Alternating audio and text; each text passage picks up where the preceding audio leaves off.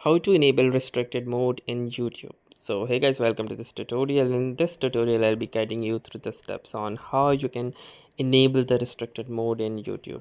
So in order to enable the restricted mode in YouTube, first launch your YouTube application, and once you're inside your YouTube application you will need to go to your profile at the bottom right, and once you are inside your profile you will see the settings gear icon at the top right. So simply click onto the settings gear icon, and then from here you need to click onto this general option, and within the general option you can see the restricted mode. This helps to hide potentially mature videos. Although no filter is 100% accurate, this setting only applies to this app on this device. So in order to enable restricted mode, simply enable this, and now your restricted mode has been successfully enabled for this device and this account. So that was all for this tutorial. Thanks for watching and have a nice day.